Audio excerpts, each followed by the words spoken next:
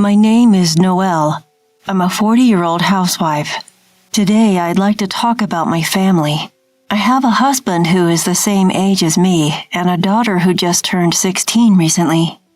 I met my husband in college. We fell in love and got married. Nothing out of the ordinary. Unlike me, who has a rough personality, he is a very meticulous person. He had a peculiar obsession with how things were placed and was the kind of person who would not be satisfied until things were arranged to his liking. I felt some discomfort with him since we were dating. Yet, I had this feeling that marriage would change us for the better, but reality wasn't so sweet. After we got married, his meticulousness only increased. I had to adjust every aspect of my life to conform to his rules. No matter how tolerant I am, I can't accept all of his behaviors. Sometimes we would even end up in heated arguments. Every day passed in such a blur that there was not even a moment when I could rest. My daughter was born in the midst of such circumstances. My husband was delighted with our daughter, who came into our lives 2 years after our marriage. I thought this might bring some peace to our daily life. I was relieved, just by myself. However, my husband's attitude changed dramatically soon after. When a child is born, it's normal to adjust the rhythm of life to suit the child. Yet my husband didn't like that he couldn't keep his routine, and when our daughter squealed in the middle of the night, he would hurl strong words at her. Furthermore, he declared that he would not involve himself in child-rearing at all. I don't know how many times I have tried to divorce him because of his selfish attitude. Still, for the sake of our daughter, I gritted my teeth and endured. Every day, I fought desperately to protect my daughter, risking my own life. As if to mock my struggles, another tragedy was about to strike. And the cause was the very existence of the daughter I had fought so hard to protect. It's often said that children resemble their fathers, but I absolutely didn't want my precious daughter to resemble that man. Fortunately, her facial expressions were similar to mine. I thought everything would be okay. I believed so, but despite my wishes, as she grew up, her personality started to resemble my husband more and more. Around the age of 10, she started complaining about my cooking and became upset or threw tantrums when she didn't like the way things were placed or cleaned. Lately, with the onset of her rebellious phase, she even started to hurl harsh words at me. Of course, I didn't always let her have her way and often argued back. As if to break my heart, my husband sided with our daughter and started blaming me. When attacked by both of them, I couldn't fight back. Ultimately, my life became one where I was being constantly criticized, and then the day finally arrived. From the morning, I was feeling lethargic. I had a slight fever and was feeling dizzy. I was so unsteady that I couldn't walk straight in the house. I couldn't even stand and was stuck sitting on a chair. Despite seeing me in this state, neither my husband nor daughter said a single kind word. Instead, he barked at me. "Hey, where did you put my tie? The red one, the one I used 2 months ago." "Hey, did you wash my socks?" "Mom, where did you put them?" Thus, they were only thinking of themselves. It's just a tie, just socks. Why do they make such a big deal out of such trivial matters? Couldn't they pay attention to me just for today? Somehow in my hazy consciousness, I managed to see them off, and then I collapsed in the hallway. The next thing I saw was the familiar ceiling of the living room. I had been sleeping on the couch. It seems I had moved to the living room unconsciously. Although I was still feeling tired, thanks to a good rest, my condition had improved. I was awake, but there was a pleasant feeling as if part of my brain was still asleep. Being unwell was the cause, but I wonder when the last time I have slept so soundly. I gave up trying to escape from that comfort and went back to sleep.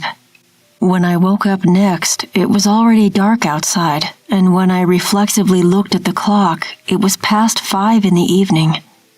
I felt the blood drain from my body all at once. I hadn't done most of the household chores, such as laundry and dinner preparation.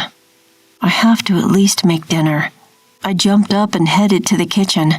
Since there was no time to go shopping, I managed to put together a menu using only leftovers. "I'm home." My daughter came home at the worst possible time while I was still scrambling. "Wait, you're still making dinner? That sucks." "I'm sorry, it'll be ready soon." Ignoring my apology, my daughter went into her room. Soon after, my husband came home from work. "What, you're still cooking dinner?" His words were filled with obvious discomfort.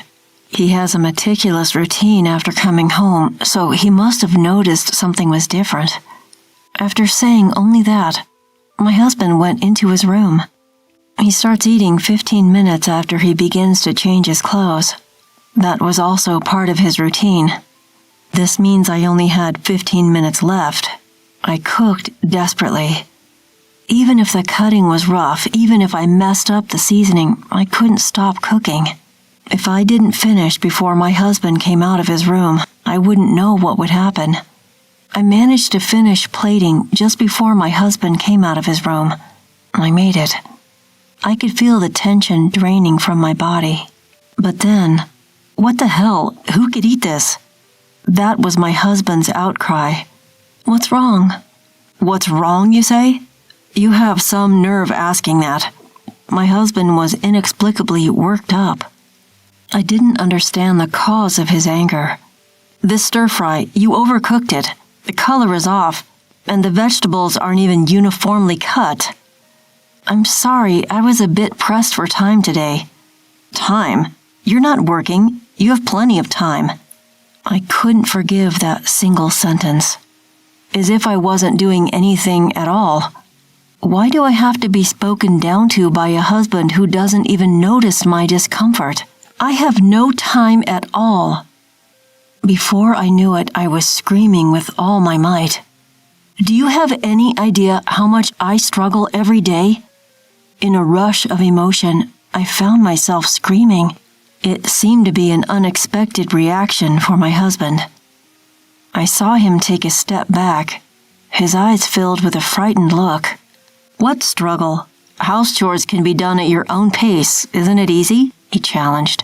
"What do you know? It's not like I can just do them at my own pace," I countered.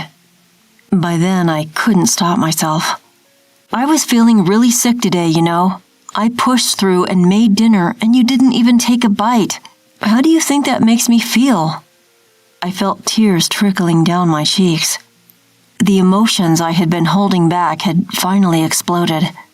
Seeing my husband's face turn pale, I managed to calm down a bit. I was short of breath. My breathing was disrupted and I felt dizzy from all the shouting. But still, I waited for my husband's response. A simple apology, a single "I'm sorry," would have been enough. "Don't mess with me." That tiny spark of hope was extinguished by his trembling words. "Do you have any idea how much I struggle in the world to support our family? So you're saying I'm just living easy and free? I'm saying your job is to support me so I can focus on my work. That's just an excuse. I'm not your slave. Don't talk back to me." Just a little more and my husband would have raised his hand at me. I knew it instinctively, but I couldn't back down now. As I prepared to confront him with my next words, it happened. "What on earth are you doing?" Our daughter burst out of her room. "Your voices can be heard outside. Stop it. It's embarrassing." "Don't stop me. It's her talking nonsense that's the problem. It's you being selfish." "Just be quiet." My daughter's reprimand made us stop arguing. Then I explained to her what had happened. After hearing both me and my husband's sides, my daughter turned to me and said, "Honestly, Mom, you're the one who's wrong." Her words shocked me to the core. "Why?" Because housework is your job, isn't it? Dad can't afford to take time off work, even when he's not feeling well. That's right, you're too lenient on yourself. My husband's face as he spoke after my daughter filled me with resentment. Mom is always late with her chores. Even today, you haven't done the laundry yet. That's right, and you're not efficient. You can't even fold the laundry properly. Their words shattered my emotions into pieces. So you're both saying I'm not trying hard enough? Maybe you're not trying hard enough. I could probably do it better and faster. Yeah, you're too laid back. I bet we could manage without you, Mom. My daughter's words cut deeper than anything else. So was I the dispensable person? I thought we were a family, but could they dismiss me so easily? Having been confronted with this cruel reality, I found myself running out of the house. Before I knew it, I was in a pitch-dark park with no streetlights. My feet hurt. Sitting on a park bench, I realized that I had run out without even putting on my shoes. My tears had long since dried up, and my mind was blank. How long had I been sitting like this? Even if I stopped thinking, the harsh words would never disappear. My heart wouldn't heal. Recalling the words of my husband and daughter, I could feel my broken heart filling with resentment. I will never forgive them. They, my family who trampled on my feelings, must face punishment. My fighting spirit was quietly burning. The next morning, I flawlessly finished the cleaning and laundry. And for breakfast, I prepared a menu as extravagant as a dinner at a famous restaurant. By the time I finished preparations, my husband and daughter arrived in the living room almost simultaneously. Without making eye contact with me, they both took their seats. Come on, let's have breakfast. Upon my words, their faces seemed to stiffen even more. Mom, what's going on? Today's breakfast is really fancy. Instead of my frozen husband, my daughter asked me. Well, isn't it your 16th birthday today? Did you forget? Huh? Yeah, I did forget. You should at least remember your own birthday. Right, Dad? Huh? Yeah. After exchanging curt conversation, the two started breakfast with awkward movements. The dining table was not filled with cheerful conversations, and it was clear that both were fully observing my behavior. Was it because they were unaware that they had hurt someone, or just didn't want to admit it? It's understandable with my husband. After all, he's a stranger. But my daughter, she's the one I gave birth to and raised. I wished she would grow up to be a more considerate, kind person. It's not entirely wrong to say that daughters resemble their fathers, but she should have been able to understand with proper upbringing. I do have regrets, but it's a moot point now. Listen, just one word from me changed their expressions. What's going on? My husband's voice shook as he asked back. Starting today, I'm leaving this house. At that moment, they both paled simultaneously. Hold on. Why? Why? You said you could do the housework better than me. I didn't say anything like that. Yes, you did. I'm sure you said it. I have never cut off my daughter's words so strongly until now. Whether she was shaken by my attitude or not, she didn't argue further. Next was my husband's turn. You also said it. You said I have more free time than you because I'm at home. I didn't mean it like that. Does such an excuse work in the real world? He didn't answer.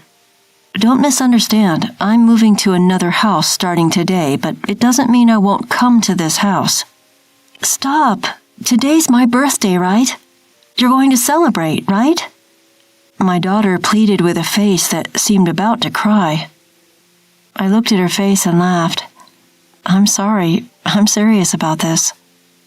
As I watched my daughter crumble on the spot, I quietly stood up. Well, I'm off. I left the house to the sound of my husband and daughter's screams. That day, I booked a room in a hotel a short distance from the house. From there, I rented an apartment on a monthly basis and started buying the necessary items. Even while I was busy, my phone was flooded with messages from the two. Apology messages and calls from my daughter were coming in every 5 minutes. My husband, it seems, is still unable to admit his fault. I keep receiving messages from him saying things like, "What you did was outrageous." I've left all the messages from the two of them unread. It's really convenient these days being able to show my intentions without doing anything. 2 nights after leaving the house, I returned home once. As I opened the front door, my daughter came running up to me at an amazing speed. "Mom, you came back!" "I just came back to pick up something I forgot." I untangled myself from my daughter's arms, which were wrapped around me like a hug, and headed for the living room. Since I had only been gone for 2 days, there was no change in the living room as expected. However, the kitchen was piled high with convenience store lunchboxes, ramen cups, and bottles. Worse than that was the bathroom. Laundry had been left unwashed there. Both my husband and daughter often complain about the way I cook and fold the laundry. However, neither of them can do household chores like cooking and laundry at all. Of course, knowing that, I left home, so the current disaster is within my expectations. My husband was in the living room, but due to his pride, he turned his face away after just a glance at me. I pulled away from a sobbing daughter and left the house silently that day. 1 week later, when I returned home to check on them, the house was already filled with garbage. These two who never clean up or even take out the trash. Even so, the mess was far beyond my expectations. "Mom!" My daughter's face, which emerged as if pushing through the garbage, was horribly dirty and her hair was disheveled. She should be able to take a bath by herself, but it was clear that her life was falling apart at an unsustainable level. And at this point, my husband finally admitted his fault. "I was wrong. I'm really sorry." My husband kneeling on the garbage, rubbing his forehead against the garbage. Looking at him, I gently said, "Don't think you're going to be forgiven just by prostrating yourself." I felt a moment when the air froze for the first time. My husband's face, with his eyes wide open, was filled with despair. Next to me, my daughter was breaking down in tears. "If you really feel sorry, first clean up this house. If you can't do that, I'll divorce you." I get it, so please, forgive me." My husband jumped up and started to stir the trash around. He doesn't even know how to clean up in the first place, so it can't be helped. In the end, I proceeded with the cleaning while giving instructions to the two of them. It wasn't until 3 days later that everything was perfectly cleaned up. Now, shall we continue the birthday party? My husband and daughter lying in the living room, which is now cleaner than before. Looking down at the two of them, I deliberately said that cheerfully. From then on, all the housework was taken over by my husband. Even my daughter, who used to side with her father, is now on my side. Those days were very hard and painful, but now I realize that it was necessary.